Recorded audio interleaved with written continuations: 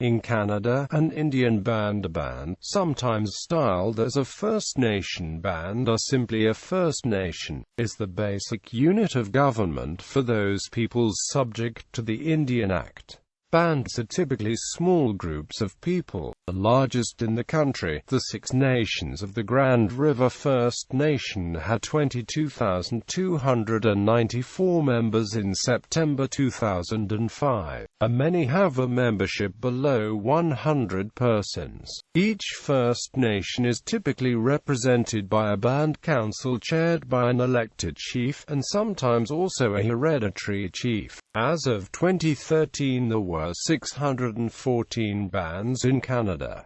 Membership in a band is controlled in one of two ways. For most bands, membership is obtained by becoming listed on the Indian Register maintained by the government. As of 2013, there were 253 First Nations which had their own membership criteria, so that not all status Indians are members of a band. Bands can be united into larger regional groupings called tribal councils. There is also another kind of organization called the Treaty Council, a treaty association, which in most provinces represents signatory bands of treated areas. Another emerging type of organization in British Columbia are chiefs' councils, such as the SDATIMC Chiefs Council, which unites bands not included in tribal councils with those in tribal councils. Bands also typically belong to one or more kinds of provincial council, a similar organization, and also the Pan-Canadian Assembly of First Nations,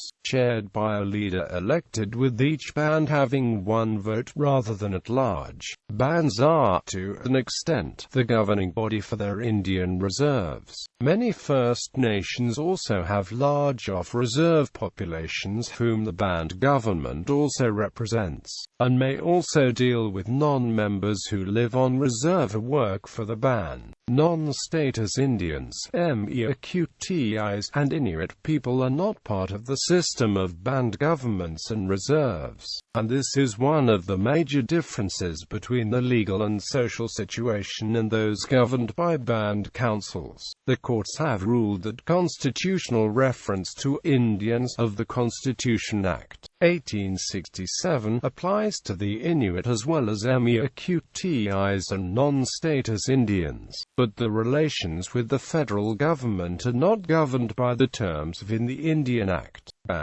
A band is typically, but not always, composed of a single community. Many bands, especially in British Columbia, control multiple Indian reserves, that is, multiple parcels of land. Although bands currently have considerable control over the reserve land, strictly speaking, neither the band itself nor its members owns the land. Rather, the land is held in trust for the band by the Crown. The term band is historically related to the anthropological term band society, but as a legal and administrative unit the band need not correspond to a band in this sense. Some bands draw their members from two or more ethnic groups due to the disruption of traditional ways by colonization and or the administrative convenience of Canada, or by consensual alliances between such groups, some predating the Indian Act. The functioning of a band is controlled by the Indian Act, the legislation that defines the position of status Indians. The band government is controlled by chief councillor and council. The number of councillors is determined by the number of band members, with a minimum of 2 in addition to the chief councillor. The Indian Act specifies procedures for the election of the chief councillor and council. Some bands make use of a policy provision that allows them to exempt themselves from these requirements in order to follow traditional procedures for the choice of leaders.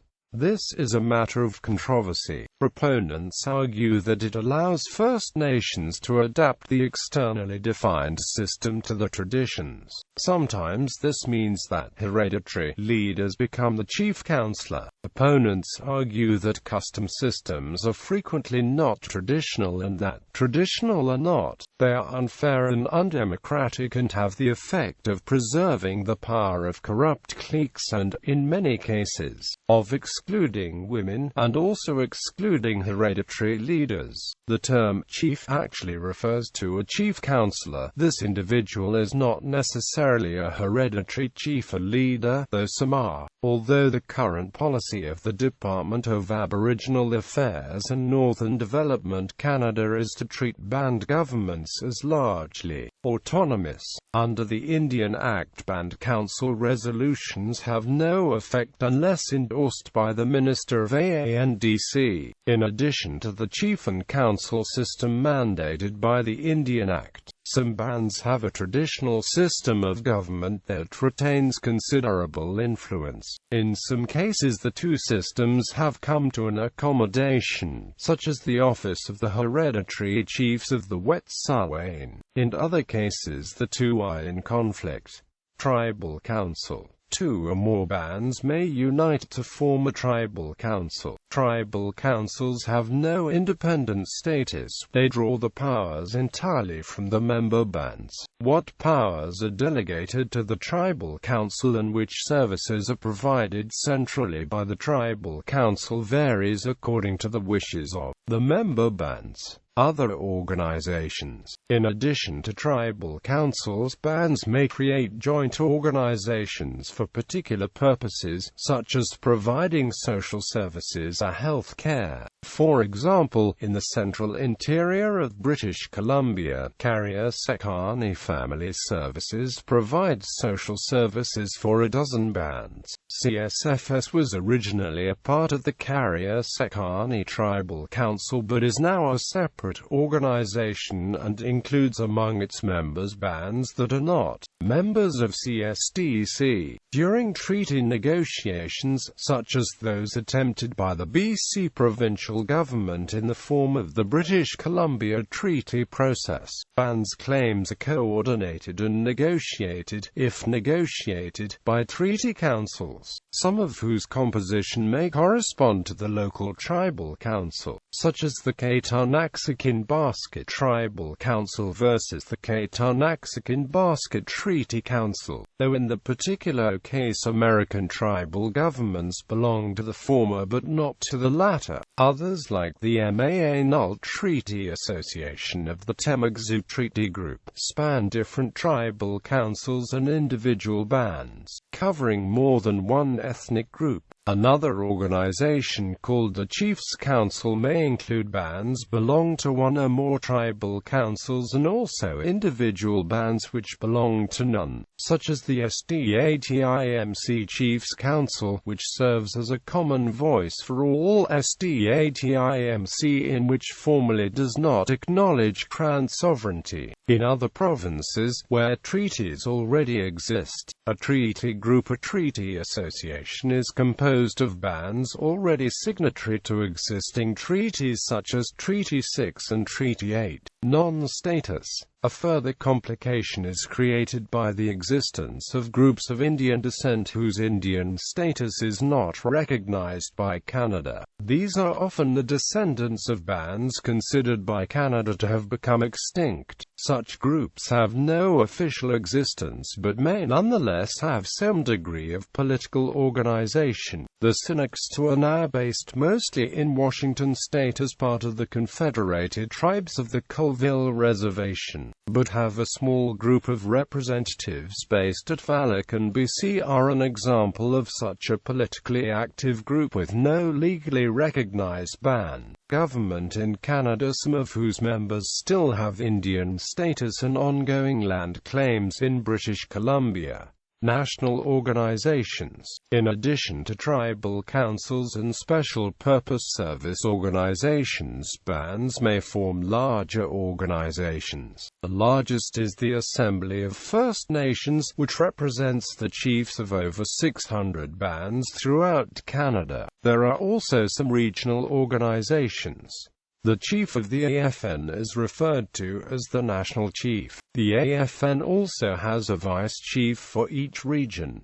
Provincial and territorial organizations. In British Columbia, the First Nations Summit represents the approximately two-thirds of bands in the province that are engaged in treaty negotiations with Canada and British Columbia. While an older organization, the Union of British Columbia Indian Chiefs, represents the bands that reject the current British Columbia treaty process.